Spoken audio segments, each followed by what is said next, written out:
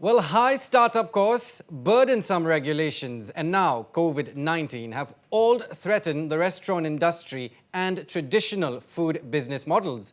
Now, the food industry is changing from cloud kitchens to initiation of an all-new food culture. The Northeast is in for a treat of a lifetime. I'm Aaron Lyngdoh. This is Showtime. Let's meet my guests.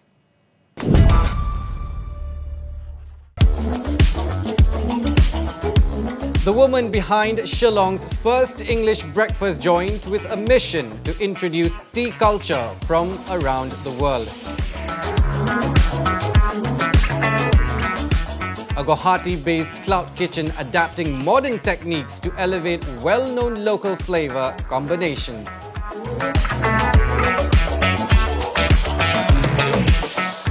And Mizoram's delicious homemade food giving American cuisine a much-needed healthy twist.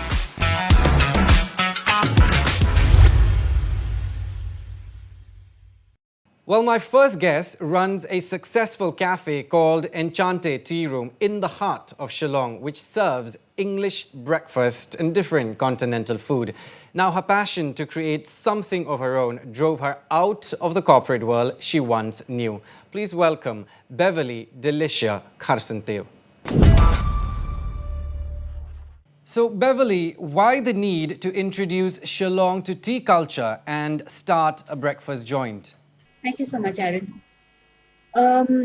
There was a need to actually start. I'm going to start off with why I wanted to start the breakfast joint in the first place because,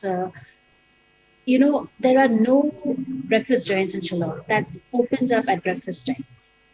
So when I started the tea room, we actually opened up we start service at 8 in the morning. So, which is reasonably, still early for people to come and have breakfast, or maybe after dropping their kids off to school, they can come drop in and have breakfast if they've missed breakfast. So, but then if you look before that, if you want to have breakfast in Shillong, it's just, your usual puri, sabji, samosa, all that stuff. And maybe, your roadside jadot stalls and all that. So I wanted people to have, to come in, sit down, eat breakfast, which I was also looking for at that particular time. If I have friends coming over from different states and all that, it was very difficult to take them out anywhere in the morning. So even other cafes that were there, they would usually open after 12, 1 p.m. So it's a little late, even if they do provide the all-day breakfast option. So I thought maybe why not start a breakfast joint at breakfast time. So but then after COVID hit us, it was there was nothing happening. We were in lockdown. There were all those protocols being put in and everything. So we are now operating at 9:30. So we had to push back our time. But then it's still okay. We still are quite early compared to others. Now, what were your biggest concerns while, contemplating the entire venture? The biggest concern, it took me before I started the tea room, it took me about more like 2 to 3 years of planning it, getting different tea samples from different tea sommeliers from all over the country, trying them out, tasting them, figuring out which ones to put in the menu, which ones to not put in, which flavors will work here, which flavors will not work here, which will sell, which will not sell. And then also, capital to start the venture because prior to this, I was a partner with Mahindra, Club Mahindra. So that was, even though as a partner, it was still a very corporate kind of a job thing. So, trying to set up something of your own, you need capital, you need that cash flow to come in and all that. And then it's also about pricing. Tea is actually very, very expensive. I'm sure you must have seen a few months ago that there's some tea from Assam that was sold for like more than 1 lakh or something. Yeah. So then all these small things, and then also getting good employees. That is the biggest concern of starting anything. You have to get the good people. You have to get a good team to be with you. Because not having the right team, it's really difficult to run anything. So yeah, and then all these small, small little things, like um, starting off, like even with the menu, what items to go in. So I wanted to introduce people to this thing called as tea pairing also. So this sandwich goes well with this type of tea, or maybe this type of food will go well with this type of tea. All these little things. So it was a lot of in-depth study. And And if you could tell us a little bit about your background and how it has prepared you for this role. I was a very studious student in school. I was a bookworm. So cooking and all that was never my forte. But after school, we actually had to, I mean, after our ICSE exams, we had to do something called an SUPW project. So during this time, I was with Brother D'Souza at St. Edmund's School, and he was running the school, Providence School for underprivileged children. And there he taught baking, he taught cooking, he taught lots of other different skills like, candle making, paper making, all those things. So since I was with him, and I think he must have seen something in me that maybe I didn't know at that time. So he put me in the bakery classes with the students. So I got to learn baking and all that from there. All these bakers who were his students and all that would come and teach the kids. So I learned baking from there. I learned a little bit of cooking from there. And then I somehow it just connected with me, baking and cooking and all that. It gave me a sense of happiness. It gave me whenever I bake, I feel very relaxed. So, and then after that, I went on to do my BCom from St. Edmunds, and then my MBA from SRM University in Chennai. And then I would always thought that my life would end up uh, behind a desk or something like that. So I had done my marketing and HR, and came back to Shillong, joined the family business for some time. I wasn't happy. So I've always wanted to have my own cafe. I've always wanted to make something of my own. Now, what's your favorite part about creating something of your own? You know what, Aaron? It's like the tea room is like my own little baby, a little. You nurture it, you take care of it, you want to see it grow, you always want the best for it. It's for me, it's like the moment I wake up in the morning, it's like I have to go to the tea room, no excuses. Like however ill I may be or whatever it may be, it's always there in the back of my mind, like what's happening today. Like, I it's like I spend my whole day, it's like from 9 in the morning till 7, 8 in the evening, I'm here. It's like my whole life revolves around. So it's I think any entrepreneur can relate to this, that if you start something of your own, it's yours. You are answerable for its growth, you are answerable for its failures. You have to take the risks, you have to take you enjoy the profits, you have to bear the losses. So all these things, like, you have to be prepared. You have to be mentally prepared to be an entrepreneur. It's not something that, you just see someone doing it and you're like, I want to be that. You have to be mentally prepared. You have to be mentally strong. You have to be independent. And so I guess that's it. I think maybe it's there in me that, I want to do something of my own. I don't want this monotony, this monotonous life and all that. And there's always something different, with what I'm doing and all that. Every day is a different day altogether. It's not the same. If you had to describe Enchante Tea Room in a sentence, what would it be? I thought about that. I thought about this. Um, a dream come true for me.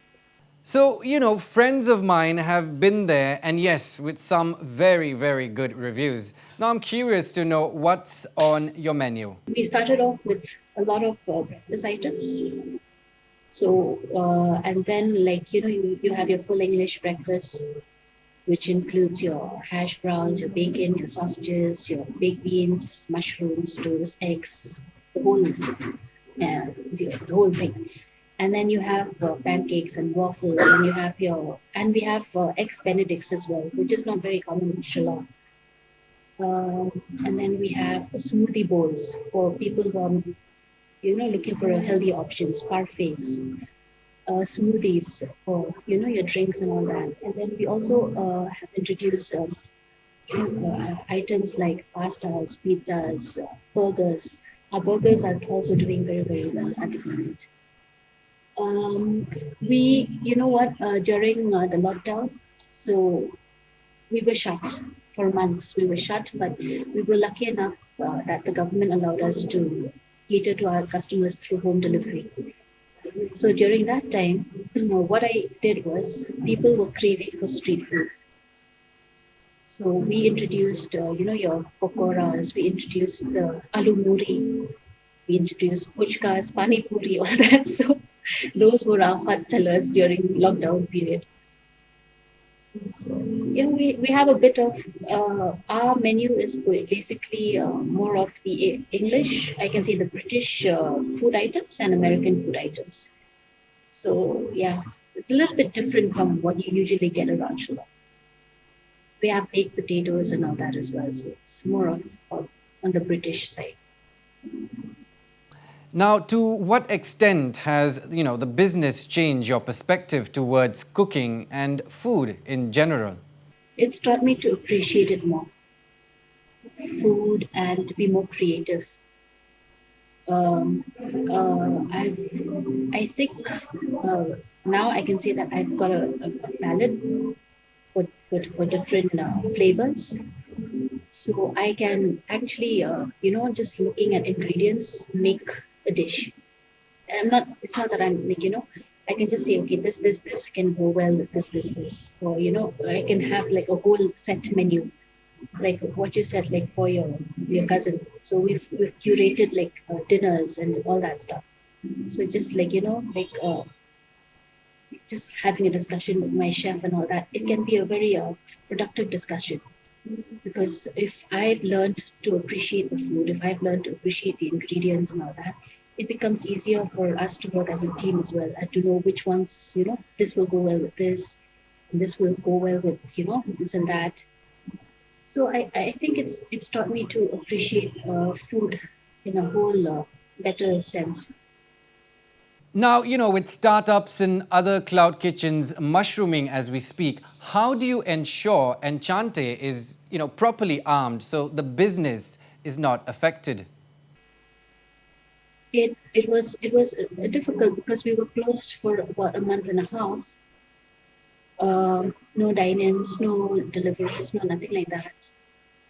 Then the government had allowed us to open for home deliveries, so we had to get special permissions for all that. We were lucky enough that our suppliers were also, ready to help us with supplies and all that. And but I think in a way we worked as a community. Like there were local delivery people as well, like local boys coming up with delivery services. So we tied up with them, and they would do the delivery part. We would, do the whatever I mean, the food preparation and everything. And people were also ordering, which was very nice. So, and then people were ready to, and I think the pandemic has taught us that, we can do a lot with the technology that we have now. So, be it with payments, be it with orders, be it with social media. Instagram was my best friend during the pandemic because just put up stuff on Instagram and people would see it and they would order. So, we also started with something called, a dinner series during the pandemic, which was something that we did once a week, which was different. And we would bring in different cuisines from all over the world. So one day it was like, travel with us. It was like a travel series kind of a thing. So travel with us to Italy. So we did pizzas. So we had kept like different pizzas and all that, and people would order. It was always on a pre-order basis. And then it was like there was another one that we did, which was a hot seller, was Vietnam. We did pho, and then we did travel with us to England, and we did fish and chips. So something that is synonymous with the country, we would do something of that. So people would like order in, and it was really nice. It was So the pandemic actually taught us to be more creative with what we have and what we can do with our talents and And I reckon one of the so many daunting issues with the food industry is food being wasted, if you will. Now, how do you manage ordering too much or too little of a food item for a week? And how do you address food waste? uh, to be very honest, Aaron, I try to use fresh ingredients. We don't store anything. We don't use stale food, or no, I'm not saying stale food. We don't. Uh, we try to make everything fresh. We don't make it like everything is on order. So here we have something that we've planned out as an inventory control. So um, this I learned before the pandemic. We didn't know that something like this would hit us. So we would buy items, that maybe would last us for at least 2 weeks, and then maybe get a fresh batch in. So, what are your goals, let's say, in a year or so from now? I am working on making, my own tea blends at the moment. So trying to make different flavored teas from what we have here in Shillong, and also maybe hopefully coming up with expanding the tea. Uh, I am actually taking one day at a time because seriously we don't know what's happening.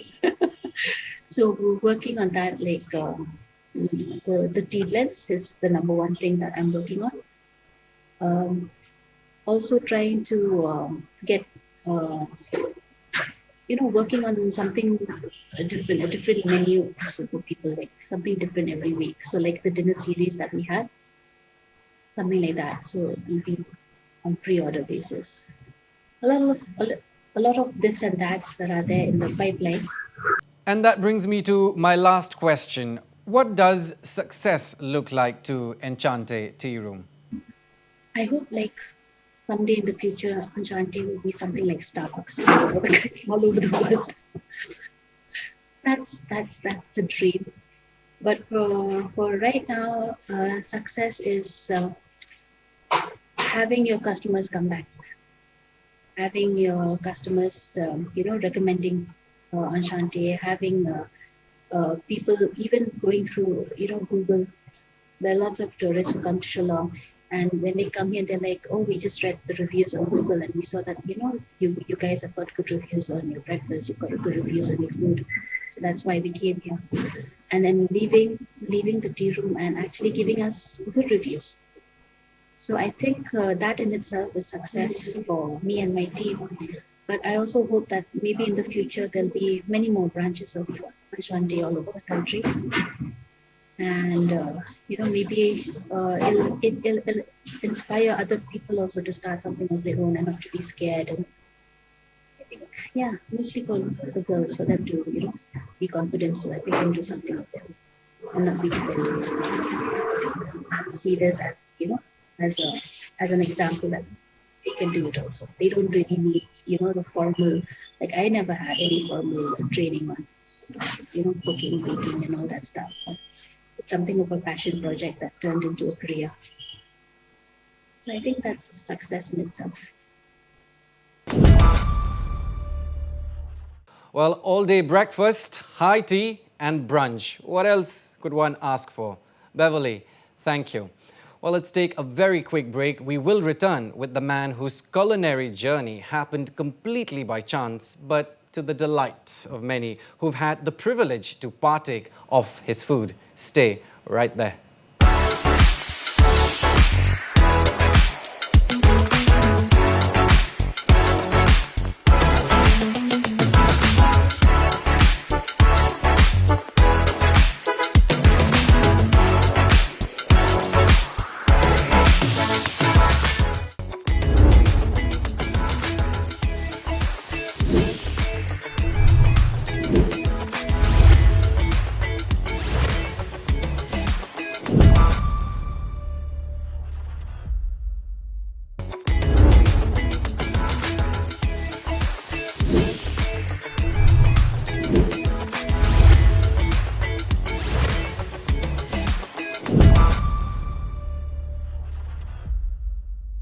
Now, welcome back, viewers. My quest for good food took me to Petwa, a kitchen lab of sorts right here in Guwahati. I had the privilege to catch up with the founder and taste some of the awesomeness firsthand. Let's meet PALASH, BORAH.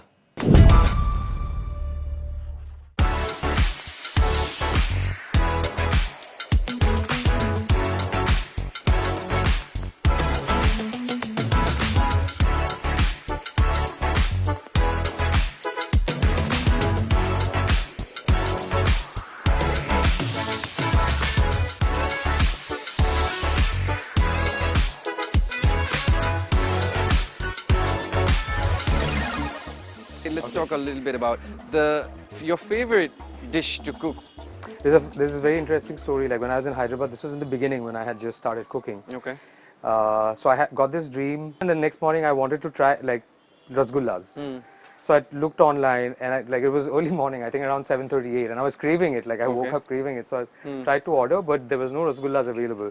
So then I decided to make rasgullas. Like I decided to make not just rasgulla, but I decided to make a cake. Okay. Fully. And so it basically has rasgullas, and then it has a layer of cream and white chocolate. All right. And then there is a sugar syrup gel, and there's a peanut brittle and like a bunch of stuff. But that is the highest selling cake right now in Guwahati. Are you serious? Yeah.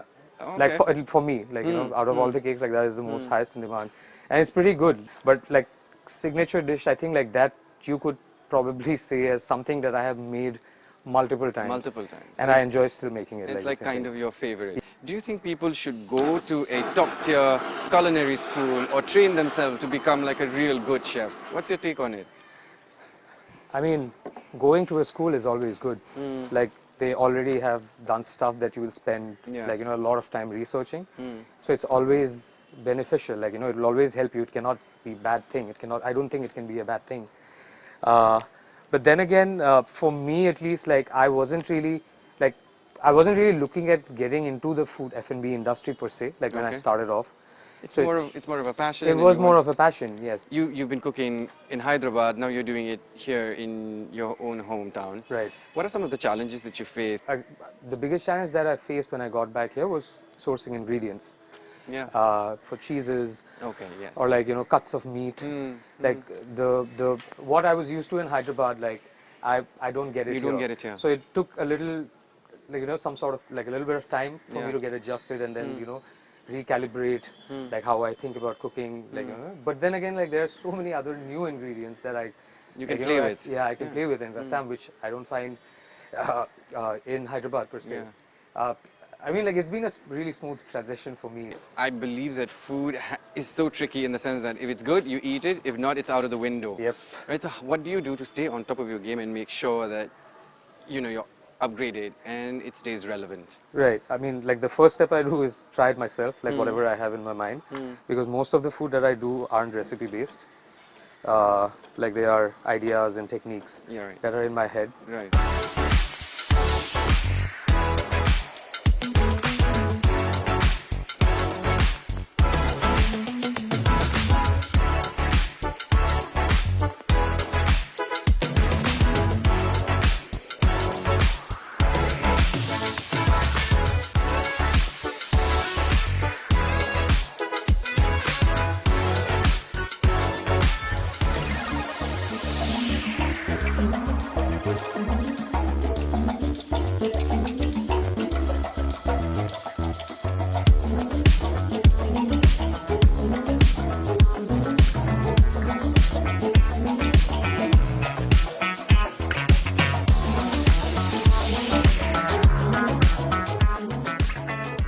So Palash, from the world of business to Petwa now, tell us a little bit about the transition and when did you decide to start cooking? Right. Yeah, like you said, like I was before moving back to Guwahati, I was in Hyderabad and I'd gone there for my MBA. And after MBA, I joined Deloitte, and I was also working before my MBA in Bombay. But yes, I have been in corporate world like for a really long time. Cooking after that happened completely by chance. I would say I was watching a lot of MasterChef Australia, and it started off as a way to just impress people, because I thought, like, it's very like some of the stuff they're doing on MasterChef Australia looks so fancy, but like, you know, if you look at it really, like it's not very difficult to make. So I tried replicating it.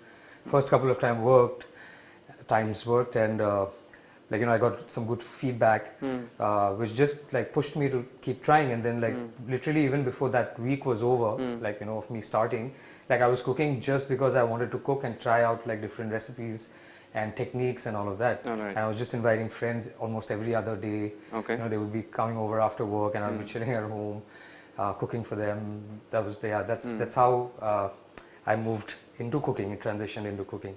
So what is Petua? Why the name in the first place? Right. And what is Petua all about?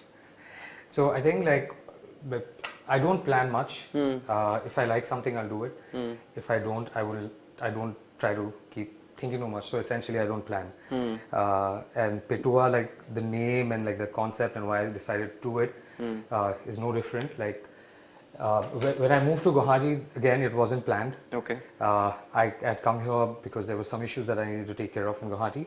So like I went out a few times in Guwahati, and I saw that people have, you know, more. I felt like people had more disposable income, and they were willing to spend it at bars and over good food and restaurants. And I saw that culture slowly coming up. Okay. Which might have played, you know, its role Yeah. in convincing me that okay, let's try something here as well. So for the benefit of our viewers, what is a cloud kitchen or a ghost kitchen that people talk about? So cloud kitchen is essentially, or a ghost kitchen is essentially, like, you know, the concept of restaurants earlier was, you know, you have a space where, you know, you have a kitchen space, and then you have the front end, which is basically what your customers see, where you go and eat. Okay. But you know, with increasing pressures on, like, you know, because if you have to maintain like a space for dining, that increases your costs a lot. And a lot of times people, like, you know, are happy ordering in at home. Exactly. Which is, I think, it was mostly cost pressures that led to the growth of cloud kitchens or dark kitchens. But I think with the pandemic, that just got an impetus, like, you know. Exactly. People were looking to cut down costs anyway. So there are shared cloud kitchens where, like, you know, 3-4 restaurants will be sharing kitchen space. They won't have a physical, like, that's their physical location, but you can't go and eat there. They can't serve on premise and are only available for delivery. What kind of food that Petua does? Right. So we don't have a specific cuisine. How I decide what I'm going to cook is basically once I go to the market, I see what all ingredients are available. Depending on that, I'll come back home and then do some research on, like, you know, if I already know how to cook it, then I'll pick it up. Otherwise, like, probably there at the market itself, I'll be on my phone while waiting to see, like, you know, which goes where. Do I already have something that will pair well with this?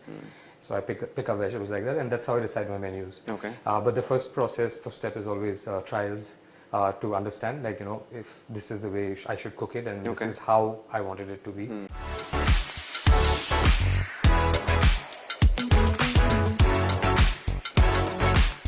So you started cooking, it's been like nearly 4 years and running. Right. So the pandemic did not happen at that time. The pandemic started in 2020. So how has things altered for you since then? Right. And so again, like, I did start cooking like a couple of years before the pandemic hit. But at that point I was just cooking for, like, experimenting and, like, learning what cooking is about, because I was really interested in... You can talk and I'll enjoy the food. Yeah, absolutely. Yeah. That's what I want you to do. Yeah. So like, my cooking, or like, I didn't think of it as a business per se, probably till, like, after the pandemic. I did, like, send food to my friends and all, but like, not really commercialized it. Like, I didn't have any commercial plan per se at that point.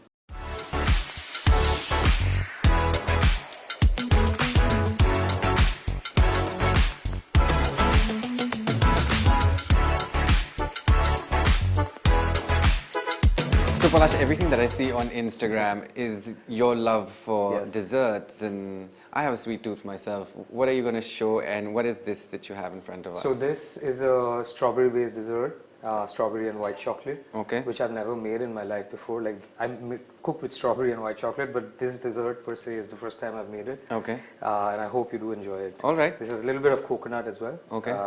But yeah, let's show you how I plate. Okay. It's completely random though. There's not much thought Okay. that goes behind plating. Also, I can't imagine colors in my head. So like a blue chair or a green chair is different shades of grey when I imagine. Okay. So like only when I see it do I finally get to see what I had envisioned. But it's, yeah. So let's go. So this is a white chocolate mousse that I'm just using to set the dome so it doesn't like move around. Okay. And then these are some butter cake bits like that I've crisped up. Okay.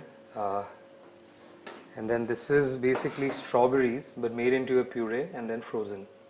So this is like frozen strawberry puree with a little bit of sugar, just for the balance.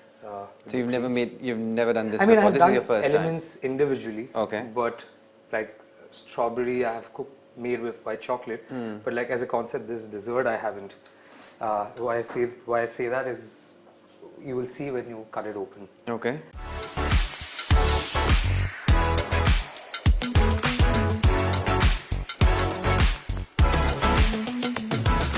So this has been crumbed with some roasted and some fresh coconut.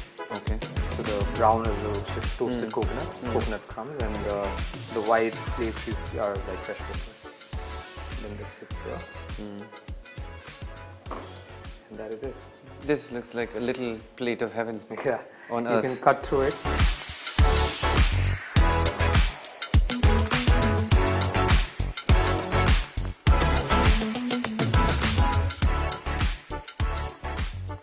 So this is basically your strawberry and white chocolate dessert. Okay.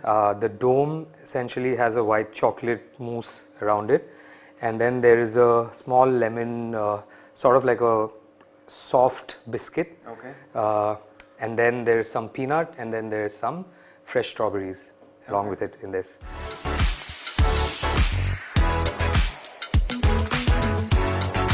Right. Why don't you try and let me know? All right, let's do that. Yeah. Like I said earlier, this looks like a little plate of heaven already. I don't want to destroy it.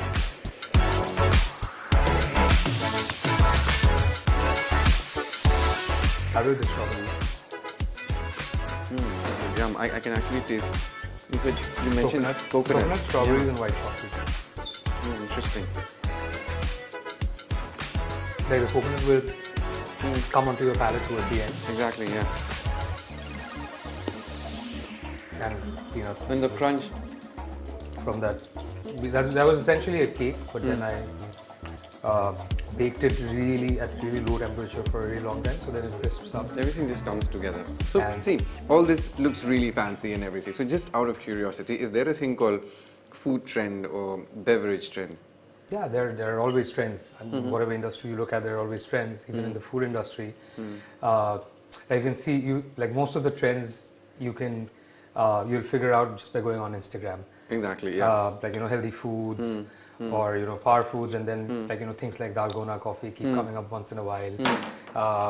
But yeah, even the food industry per se is a lot driven by trends. One of the most recent food trend would have like that I really liked was the Basque cheesecake.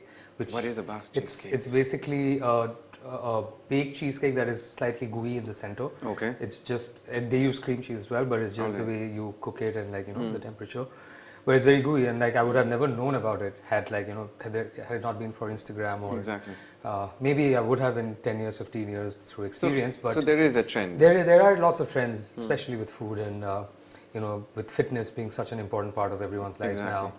So like food as well, like you will see a lot of trends. So the concept of a cloud kitchen, how do you see it gaining momentum in the coming future? And haven't you already? Like it's already gained so much momentum like in the last couple of years, simply because pandemic has kept people to their homes. Yeah. You're even like the privileged people who have the privilege of having maids at home, even like maids were also not being able to come home, so you were left with no option but to order food. Exactly. And if you are a kitchen if you are a restaurant where you won't be able to serve food to people, have them sit, then there's no point in having that space. And that brings me to my last question. If you were to give an advice to other upcoming chefs and cooks and people trying to get into doing what you're doing, what advice would you give them? You probably see me as a chef, but I don't see myself as a chef. All right.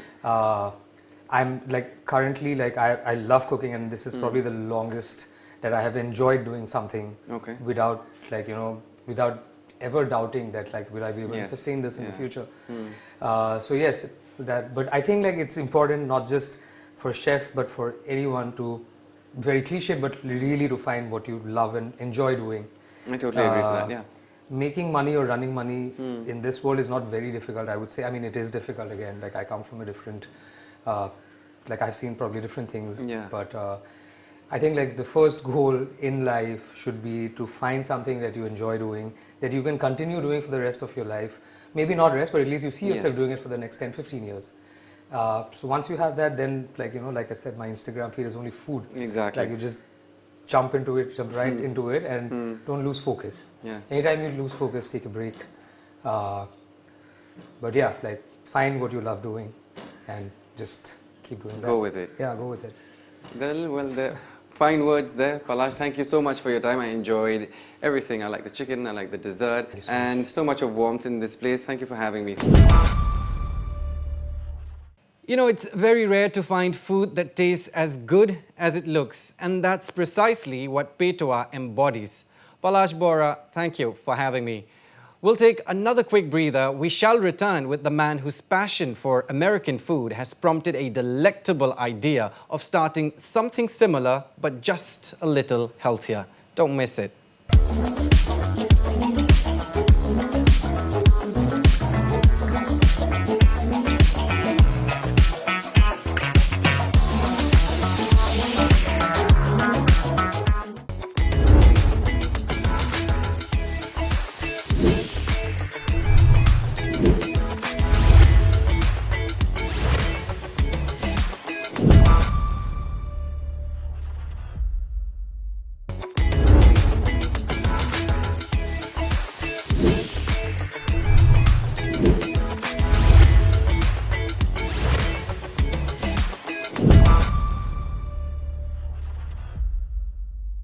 Well, welcome back, viewers. My next guest is no stranger to American cuisine. He is the founder of Mike's Humble Kitchen, located in Mizoram.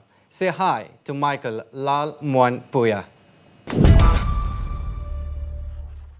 All right, Michael, first of all, tell us a little bit about yourself. Thank you for having me. So I'm from Mizoram, and I grew up here in Mizoram, but my parents were missionaries, so we moved around a lot. We moved to Delhi and in Calcutta and all that stuff. So I graduated high school at Woodstock School International in Mussoorie, India, and after that I did my college degree, excuse me, in the U.S. in Mississippi.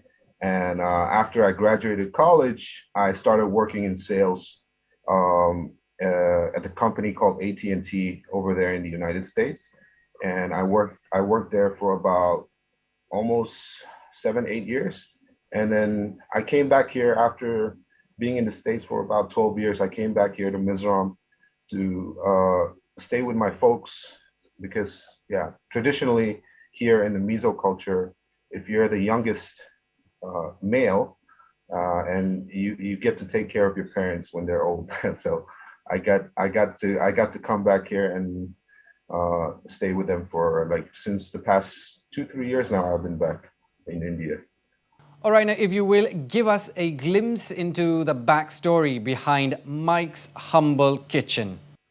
So Mike's Humble Kitchen, as the name sounds, it's a very like a small kitchen that we have here in the house. So the reason why I wanted to start something like that was because I missed eating the food that I was able to eat back when I was in the States, and it wasn't really available here. And so instead of searching for something to feed that craving, I just made my own stuff. And it was during quarantine, like not quarantine, it was during like lockdown because of COVID restrictions and everything. So we did a delivery system. So I made it from home, things like, sloppy burgers and shepherd's pie and all that stuff. So, I put a page up on Instagram, and my first week, there was my first week, the orders that I got was from like my family and stuff, most of them. And then after that, it kind of grew to a little bit in popularity. And now I have quite a number of customers ordering like every other day or so. So it's just a very like humble beginning from my house, and I have plans to stretch it out a little bit more once you know the COVID restrictions in my state have become a little bit more lenient. Then I would able to take a little bit more risk towards expanding it. So, you saw a gap and you decided to bridge it. Why did you think American food would blend in so well with what Mizoram is already accustomed to? Well, because Mizos, we love food. We love to eat.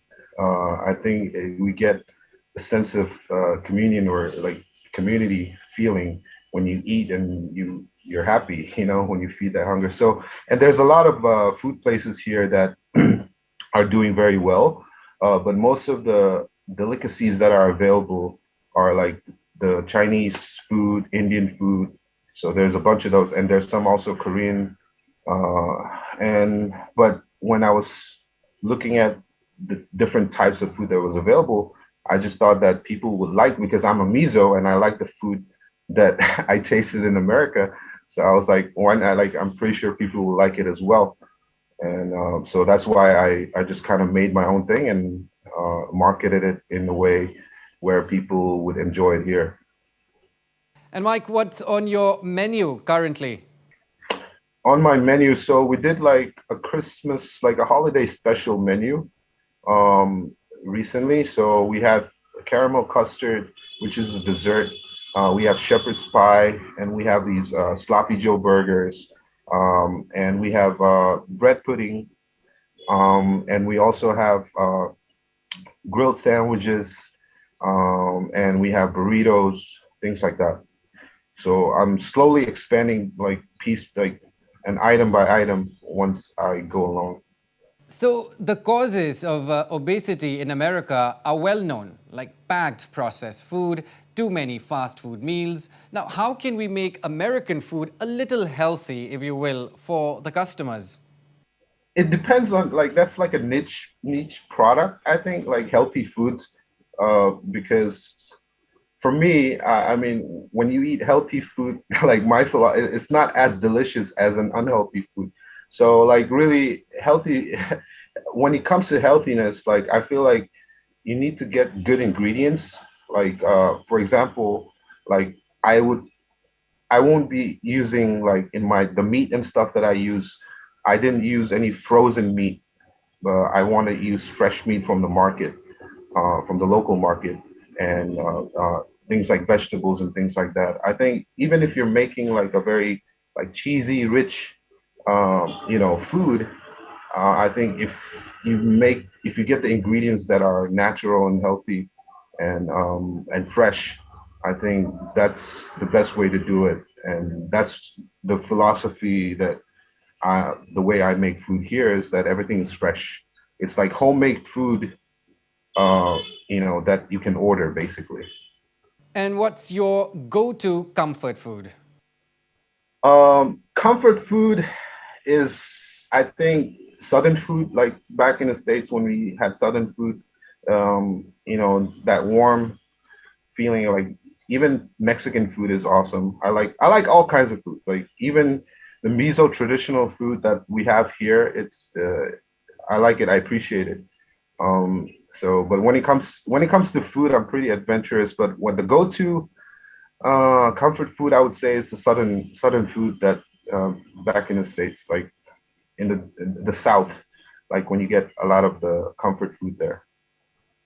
So, hypothetical situation, if I were to invite you to dinner and I tell you categorically I am not making American cuisine at all, what would you prefer me cook instead? Whatever you cook best, even if you have your traditional, Assamese or Nagamese or anything, I would love, I would love that. That's why I love traveling, is because I like to taste all different kinds of food, and that's what I love about India. Is even if you go from state to state, even in the Northeast, we have like 13 different ways of preparing pork or beef or chicken, So, so if you invite me to your house, then I would want you to make the best thing that you make, like more traditional stuff. So again, I'll ask you the same question I asked Beverly earlier. How do you address food waste? So right now the way we're going is we do pre-orders. So I don't like if you want shepherd's pie today, I'll be like, well, you have to pre-order so we can make it fresh for you. So I take pre-orders beforehand, and so that we don't waste any ingredients that we buy. So what the recipes or the ingredients that we buy to make the food are according to the pre-orders that we take, so that we don't have any wastage. And for Palash in particular, the pandemic has somewhat worked in his favor. Can you say the same for yourself? Yes, it was a window that I somewhat understood in the beginning because there were no restaurants open, even though some restaurants were doing delivery and stuff. But at the same time, it was very limited. So for me, it helped me out when there was like a lockdown in the city, or the stores couldn't be open 24/7, or it just allowed for people like me to, penetrate the market and, see, give people options to have food at their table. So for me, it was opportunity. And finally, Mike, you plan to have a stall of your own very soon. How's the prep work going so far? The prep work is going slow and steady. As they say, slow and steady wins the race. So right now, I don't want to, for me, my strategy is not to just drastically put everything out, but just making sure every step is taken, because I want to make sure that the brand stays intact. And right now, I'm looking at a few locations that I'm gonna have food stalls, not for the whole day, but for pretty much during the evening time when people come back to work from work, so they can just stop by the stall and then grab, something to eat and then be on their way. So I'm looking I'm looking towards that market. Hospitality industry in the Northeast um, can improve. Has a lot of room for improvement, and at the same time, it will determine the success of any business if we focus on hospitality. Well, I can hear shepherd's pie, caramel custard, and sloppy Joe burgers calling. Michael, thank you for speaking with us. And as Harriet Van Horn aptly puts it, cooking is like love. It should be entered into with abandon or not at all. Well, I'll leave you on that note. I'm Aaron Lyngdoh. This is Showtime. Until next week, take care.